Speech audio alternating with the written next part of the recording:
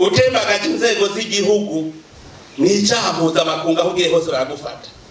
Wishe umuntu agushitse hose baca bagufata.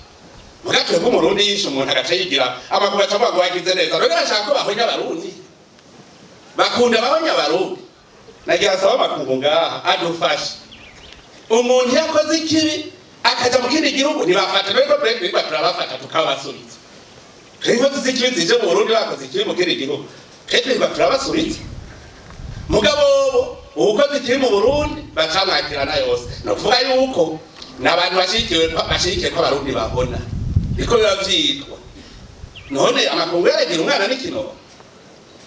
Rero nagira ndabwire hariho abantu rero bakwiye ko gucibwa imanza bapfunzwe kubera ivyaha baba bakoze.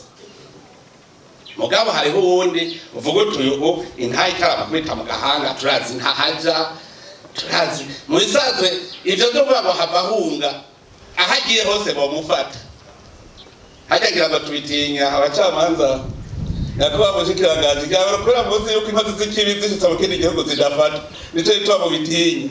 Mugabo tuzotora dusaba ibihugu bitwumve yuko umuntu akoze ikibi mu Burundi ahazoza hose bamufata, kuko bijya bituma baguma bariko bahimpigi abicanyi.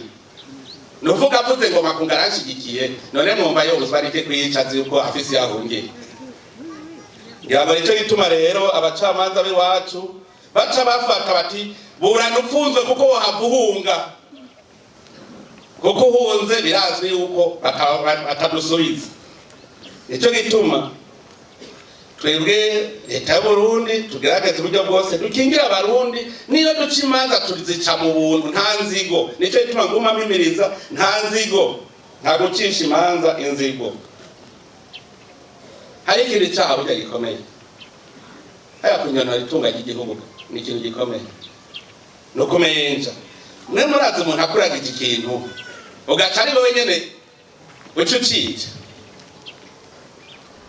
Bakuragije itunga rya leta batuzura ikoresha ukunuko kuneza abarundi bose, ugaca ufata ugaca binyonora mu mufuki wawe. Hari kumenja ku rutugu. Mu minsi iza ukoze icyaha nk'icyo kugira ikigongo bizomugora. Kandi umurabizi hariho abahora biba akavuga ngo nzofungwa ngo nce ndayarya mvuyeyo. Ndabwira ivyo byarahetse. Tuzobaza kugarura amahera yacu mbere yo kugenda. Amahera yacu tubaza kuyabona adaye abenegihugu. Utayazanye tugurisha inzu yawe tuyirihe abenegihugu ntibashobora kwemera yuko wewe warutejwe ukaba umwungere ugaca umucangire. Abagiye mu minsi ejo muri Katolika baravyumvise umwungere w'umucangire. Ntushobora kuba umwungere hanyuma uce wongera wica izo uragiye. Mu bisanzwe rero abakora ibyaha by'ubwicanyi, abahungabanya umutekano w'igihugu, abafata ku nguvu abakenyezi, abagira iturire, abanyonora itunga ry'igihugu, mu bisanzwe rero bakwiye kubicika mu gihugu. Kubwangingo rero bakwiye kubicika. Mugabo kubera igihugu ari umuryango nta kundi. Ico gituma baza bariga bati wisubiyeko ubona ufise umutima wo kuba umuntu, hanyuma bakabwirira ikigongo.